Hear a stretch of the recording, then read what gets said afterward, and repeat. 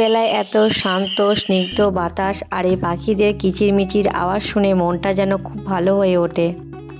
Hello everyone, good morning সবাইকে। তো আমি শিউলি আবারও তোমাদেরকে সাথে নিয়ে নতুন একটা দিনে নতুন একটা ব্লগ নিয়ে তোমাদের কাছে চলে এসেছি। আই হোপ ব্লগটি তোমাদের খুব ভালো লাগবে আর ব্লগটি শেষ অবধি তোমরা দেখবে।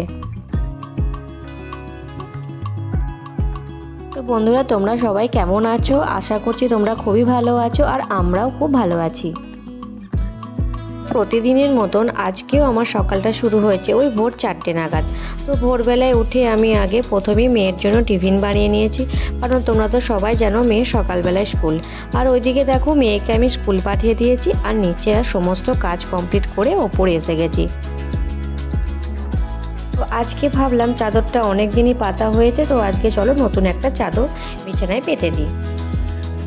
আর এই যে দেখো আমি চাদরের 4টে কোণা ভালো করে গিট মেরে দিচ্ছিলাম, দিয়ে এবার আমি তোষকের তলায় ভরে দেবো। তার ফলে না চাদরটা আর কি বারবার করে উঠে যায় না। আর বাড়িতে তো বাচ্চা থাকলে কি হয় বলো তো, চাদর তো একটু নোংরা অগোছালো হয়ে থাকে। তো এই টিপসটা যদি তোমরা অ্যাপ্লাই করো তাহলে দেখবে আর চাদরটা বারবার করে বিছানা থেকে নেমে আসবে না। আর এদিকে আমি বালিশের কভারগুলোকেও চেঞ্জ করে দিচ্ছিলাম। আর এখন মনে করো গরমকাল, তো সকালে আমার একবার চান হয়ে গেছে, তো চান করে রান্না করেছি। আর এবার ওপরের ঘরে একটু ডাস্টিংয়ের কাজ করব, দিয়ে তারপর তখন চান করব। তো আগে আমি যে কভারটার মধ্যেই চাদরগুলো আমি ভরে রাখতাম না, সে কভারটা আজকে আমি এটাকেও চেঞ্জ করে দিয়েছি।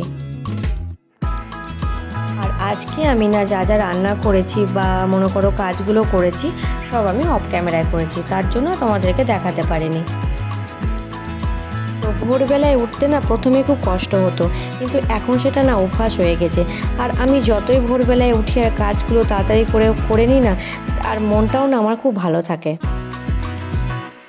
আর সকাল থেকে না কাজগুলো একটা আলাদা এনার্জি পাওয়া যায়।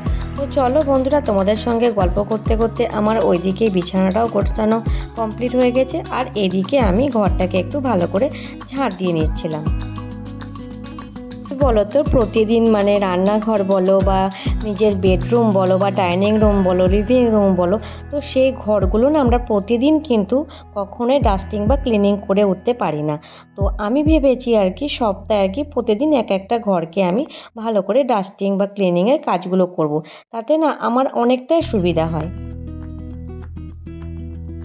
আমাদের সবার সংসার কিন্তু সমান নয়, কারোর ছোট বা কারোর বড়, কিন্তু দেখবে কাজ আমাদের সকলের প্রায় একই থাকে।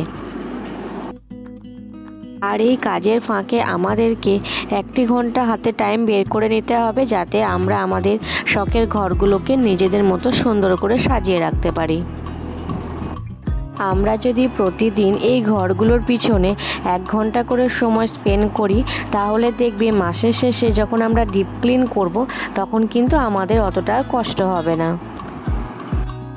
আমাদের ঘরগুলো ছোট বা বড় হোক না কেন, ফার্নিচার থাকুক বা নাই থাকুক, আমরা যদি আমাদের এই শখের ঘরগুলোকে মনের মতো করে যদি সাজিয়ে গুছিয়ে তুলতে পারি, তাহলে কিন্তু রাজপ্রাসাদের থেকে কম নয়। এই যে দেখো আমি আর একবার ড্রেসিং টেবিলটাকে ভালো করে ডাস্টিং করে নিচ্ছিলাম। প্রতিদিনের মতন আজও তোমাদেরকে একটা কথা মনে পাড়িয়ে দিই।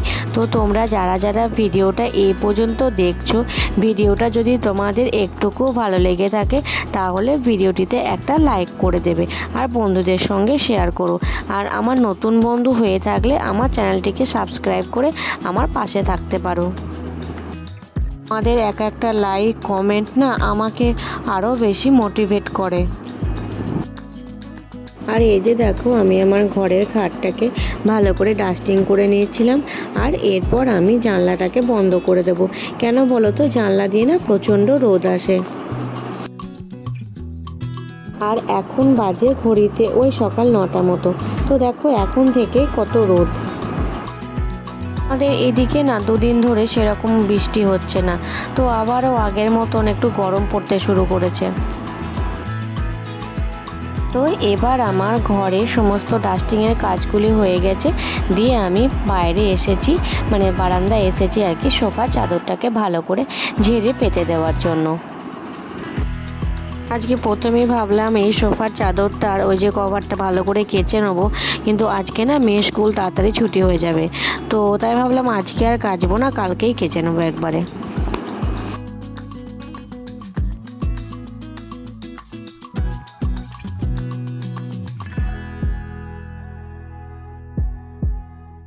এদিকে আমার হাজব্যান্ড আমাকে ডাকছিল, তো বলছিল যে ও স্কুলে বেরোবে, তার জন্য ওকে আর কি টিফিনটা প্যাক করে দিতে। তো চলো আমি তাড়াতাড়ি করে চাদরটাকে গুছিয়ে নিই, তারপরে নিচে গিয়েও টিফিনটা প্যাক করে দিই।